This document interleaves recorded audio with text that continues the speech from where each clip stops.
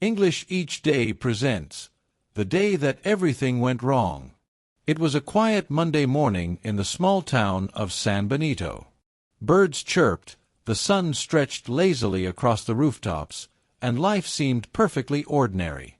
Except for one small house on the corner of Calle Azul, where the Lopez family was already in chaos. Juan, the father, was rushing out of the door, one shoe in hand and a cup of coffee in the other. His old car's horn blared as it refused to start. Clara, his wife, was balancing her phone on her shoulder while flipping pancakes for their 3 children, shouting, "Lucas, stop playing with the cat and get dressed. Emma, don't forget your science project."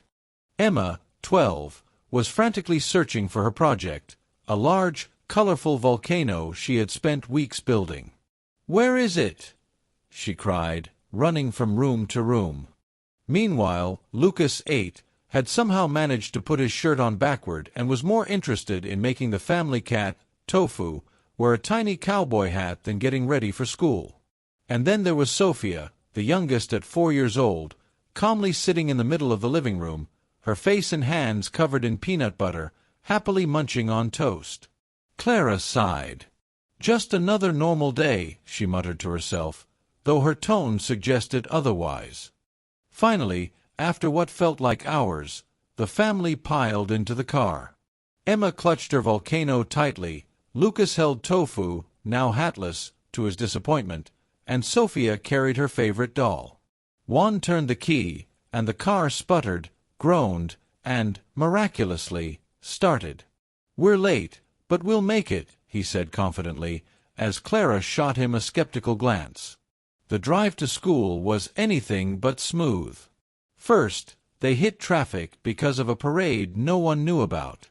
Then, Lucas realized he forgot his lunchbox, prompting a quick U-turn back home. By the time they arrived at school, the bell was ringing. Emma dashed out with her volcano, Lucas ran after her, and Sophia waved from her car seat, shouting, "Bye, volcano!" Juan sighed, leaning back in his seat. "One crisis down," he said. But the day was far from over. Clara headed to her office, where she worked as a graphic designer.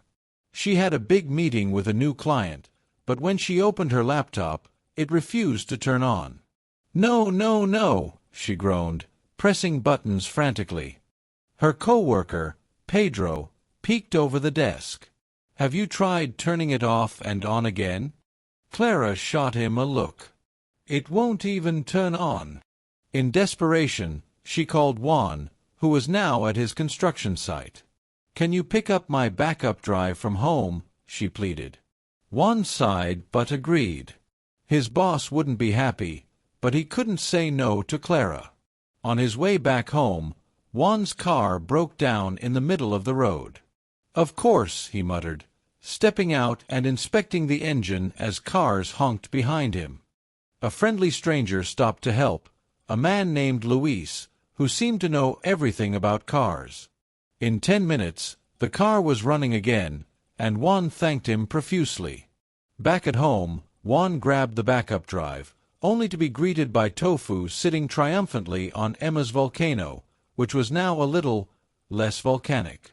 By the time lunch rolled around, Clara had salvaged her presentation with Juan's help, but not without some embarrassing technical glitches that made her client laugh, thankfully, in a good way.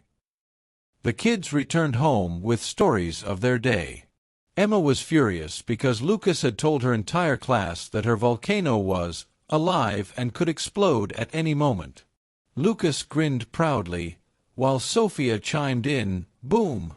Clara and Juan exchanged tired smiles. "It's not even dinner time," Juan said. Clara decided to make her famous enchiladas for dinner. Everything was going well until Sophia knocked over the pot of sauce, Lucas sneezed into the shredded cheese, and Tofu stole a piece of chicken. "Pizza it is," Juan declared, grabbing his phone to order. As they waited for the delivery, the family sat together and laughed about the day's events. Emma admitted she had fun pretending her volcano was alive, and Lucas tried to convince everyone that Tofu deserved his own Instagram account.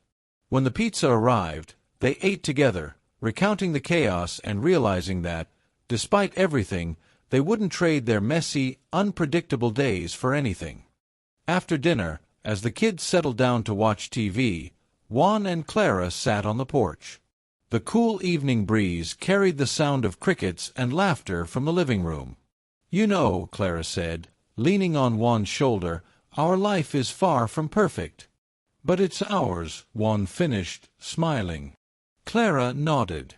"And somehow, that's perfect enough." Life, just like the Lopez family's day, can be messy, unpredictable, and downright chaotic. But in the end, it's those moments of chaos that bring us closer together and remind us of what really matters. If you enjoyed this story and want more heartwarming and slightly chaotic tales to practice your English, don't forget to subscribe to our channel. Join us for more stories that inspire, entertain, and challenge you to improve your language skills. See you in the next story.